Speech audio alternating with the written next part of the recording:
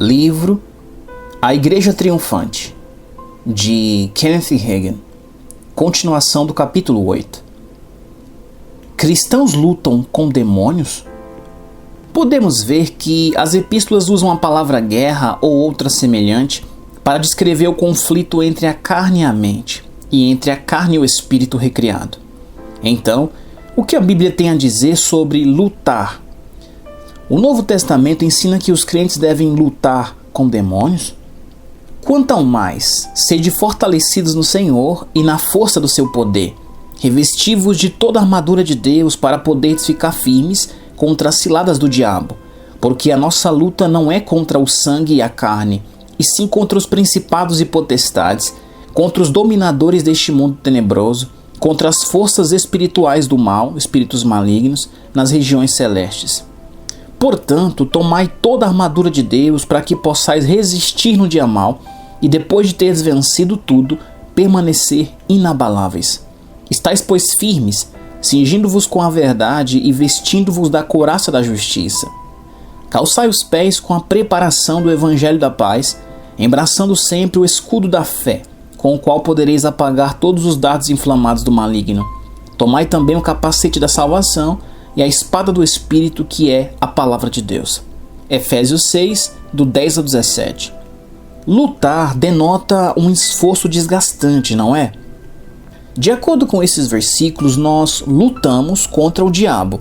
Isso significa que temos de lidar com o diabo em vida. Mas leia esses versículos em consonância com todo o ensino da palavra de Deus, que Jesus derrotou Satanás por nós e nos redimiu do seu domínio. Bem, a palavra usada na Bíblia para lutar significa guerra? Não, claro que não. Há uma grande diferença entre lutar e guerrear. Se você já viu uma luta livre, sabe a diferença entre lutar e combater em uma guerra. Um dos significados da palavra lutar no dicionário Vini é gingar, no sentido de balançar algo na frente de alguém com a intenção de persuadi-lo ou dominá-lo. Se permitirmos, o inimigo virá contra nós e tentará nos persuadir e nos tirar da nossa posição de fé para a dúvida e a descrença na palavra, a fim de que ele possa nos derrotar. Porém, se mantivermos a nossa posição em fé, todo o seu gingado não vai nos afastar da palavra.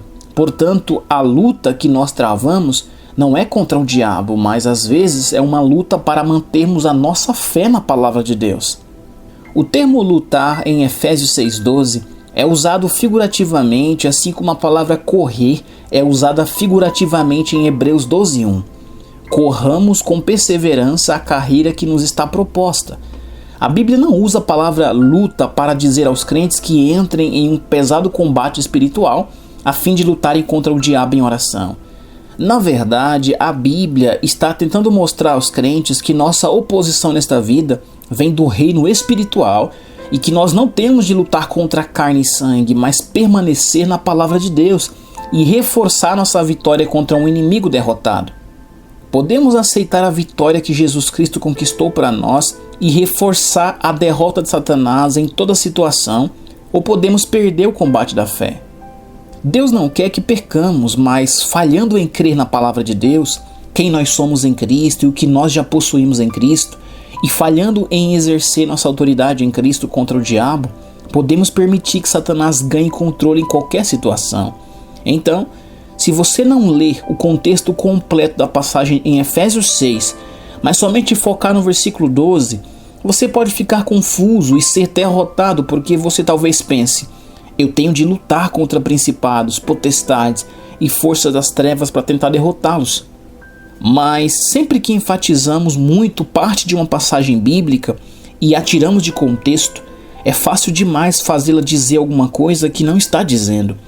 E se nós enfatizamos muito um versículo em detrimento de outras passagens, realmente não teremos o ensino completo de Deus sobre o assunto. O que precisamos fazer é endireitar os nossos pensamentos e começar a crer em linha com o ensino completo da palavra de Deus.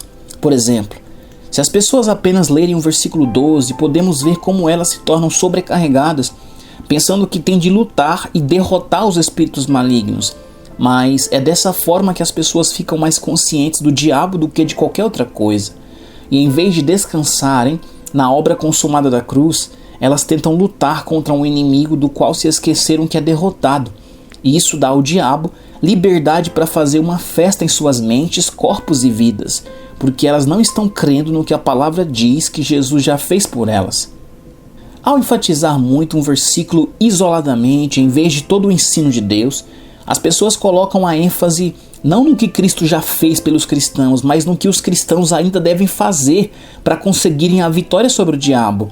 Isso não é bíblico, pois cada crente já participa da vitória de Jesus sobre Satanás. Devemos guardar constantemente em nossas mentes o ensino completo de Deus. Embora Efésios 6,12 diga que precisamos lutar contra principados e potestades, a Bíblia diz em outros versículos que nós estamos em uma batalha contra um inimigo que já foi derrotado. Então, leia Efésios 6,12, mas em vez de acampar lá e tentar construir uma doutrina com apenas um versículo isolado, sempre fazendo guerra contra o diabo, veja todo o ensino de Deus sobre o assunto. Por exemplo, leia em Efésios 6,12. Nossa luta é contra os principados e potestades. E leia este versículo em Colossenses 2,15. E despojando os principados e as potestades, Jesus publicamente os expôs ao desprezo, triunfando deles na cruz. Então, veja Lucas 10,19.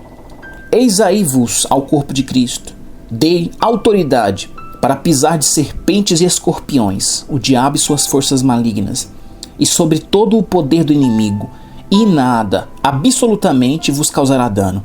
Grifo nosso. Sim, estamos em uma batalha, mas é contra principados e potestades que Jesus já derrotou em sua morte, seu sepultamento e sua ressurreição.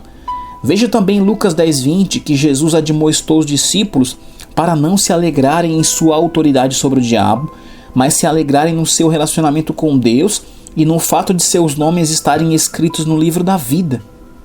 Então, nosso foco não deve estar em uma batalha com um inimigo derrotado, mas em um relacionamento com um Deus poderoso e amoroso.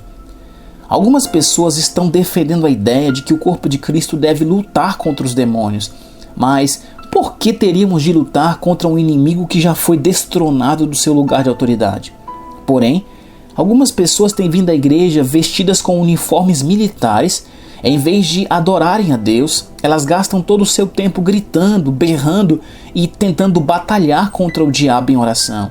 Elas usam versículos como 2 Timóteo 2, 3 e 4 para justificarem essas práticas. Participa dos meus sofrimentos como bom soldado de Cristo Jesus. Nenhum soldado em serviço se envolve em negócio desta vida. Na verdade, tanto em 2 Timóteo 2, 3 e 4 quanto em Efésios 6,12, Paulo está falando simbolicamente. Ele está usando as palavras soldado, serviço e lutar figurativamente. Paulo estava usando uma ilustração do exército romano daqueles dias para que as pessoas pudessem associar com o que ele estava dizendo. Paulo usava conceitos para que as pessoas daqueles dias pudessem entender. Podemos ver isso quando lemos esta passagem no contexto em que foi escrito. Participa dos meus sofrimentos como bom soldado de Cristo Jesus. Nenhum soldado em serviço se envolve em negócios desta vida, porque o seu objetivo é satisfazer aquele que o arregimentou. Igualmente, o atleta não é coroado se não lutar segundo as normas. O lavrador que trabalha deve ser o primeiro a participar dos frutos. 2 Timóteo 2, do 3 ao 6. Nesses versículos, Paulo usou termos militares, atléticos e da agricultura para ilustrar vários aspectos do ministério.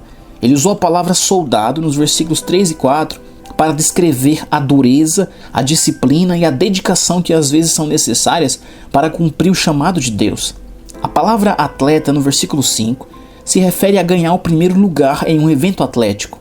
A palavra lavrador se refere a um fazendeiro colhendo o que plantou. Então, com base nesses versículos tirados do contexto, se devemos ser uma igreja militante para lutar com o diabo, fundada em 2 Timóteo 2, do 3 ao 6, nós também teremos de ser uma igreja atlética e todos deveríamos vir para a igreja vestidos de moletom ou ser uma igreja agrícola e viríamos para a igreja vestidos de fazendeiros. Você percebe o quanto isso é ridículo? Nunca deveríamos estabelecer práticas baseadas em versículos usados como ilustrações. Esses versículos são somente para ilustrar diferentes aspectos da vida cristã e do ministério.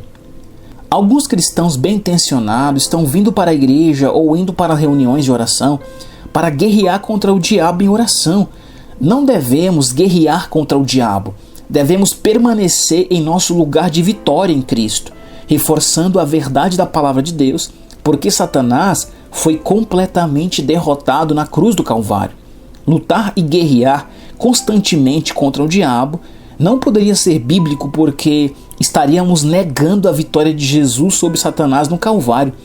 Por causa da vitória de Jesus sobre Satanás, agora os crentes somente precisam tomar seu lugar de autoridade na obra consumada da cruz e se apropriarem pela fé do que Jesus já fez por eles. Lutando no reino espiritual. A Igreja do Senhor Jesus Cristo só precisa aprender a permanecer equilibrada. Enfatizar somente uma passagem em detrimento de outras, ou exaltar outra coisa mais do que a palavra de Deus, incluindo práticas antibíblicas, pode tirar os crentes da verdade doutrinária. Uma pessoa pode pegar qualquer assunto na Bíblia e enfatizá-lo, e dessa forma fazer com que a Bíblia diga algo que ela na verdade não diz. É isso que alguns cristãos têm feito com esse assunto de lutar contra o diabo. Eles recorrem ao uso de táticas carnais, como gritar, berrar com o diabo, para tentar derrotá-lo. Mas a luta que o crente trava contra as forças do mal não é no reino natural com táticas carnais, é no reino espiritual pela fé na palavra. Alguns crentes têm até mesmo usado passagens sobre espíritos malignos nos lugares celestiais, Efésios 6,12, fora de contexto, e têm defendido que temos de subir mais alto fisicamente para que possamos batalhar com os espíritos malignos nos lugares celestiais em oração. O que eles realmente precisam fazer é descer para onde a batalha real acontece, na mente e na carne. O que essas pessoas estão fazendo é tentar chegar fisicamente ao lugar onde Deus já nos sentou, nos lugares celestiais em Jesus Cristo. Efésios 2,6. Nós já estamos muito acima de principados e potestades em nossa posição em Cristo. Não somente isso, mas a Bíblia diz: tudo que ligardes na terra terá sido ligado nos céus. Mateus 18,18. E se dois dentre vós sobre a terra concordarem a respeito de qualquer coisa que porventura pedirem, ser-lhe-ás concedida por meu Pai que está nos céus. Mateus 18,19. A Bíblia diz que devemos fazer essas coisas na terra. Ela nunca mencionou que temos de subir a atmosfera espiritual para tentarmos lidar com o diabo. Tudo que Jesus e os discípulos realizaram, eles realizaram na terra, não nos lugares celestiais acima da terra. Paulo e Silas fizeram o poder de Deus descer em oração. Se você quer saber se uma prática espiritual é bíblica, olhe na palavra e veja se encontra Jesus ou os discípulos praticando. Por exemplo, o que os discípulos faziam quando eram confrontados por grande oposição satânica? Certamente Paulo e Silas enfrentaram uma batalha contra o inimigo quando eles foram açoitados e lançados na prisão. Atos 16:18 e Atos 22:23. Não há dúvida sobre isso. Era o diabo que estava movendo as pessoas contra eles. Não foi Deus que fez com que Paulo e Silas fossem lançados na prisão. Foi o diabo operando por trás da situação. O diabo estava se opondo em guerra, operando através dos homens contra a igreja e contra a mensagem do evangelho. Bem, Paulo e Silas encontraram uma maneira de subir a atmosfera para que pudessem lutar contra o diabo? Eles guerrearam, lutaram, gritaram com o diabo e lutaram com os demônios falando em línguas? Não. Quando Paulo e Silas foram lançados na prisão, seus pés foram presos e eles foram colocados em posição fixa no cárcere interior. Atos 16, do 23 ao 26. Ora, assim, como eles poderiam subir às regiões celestiais para contenderem com os poderes das trevas que estavam se opondo a eles?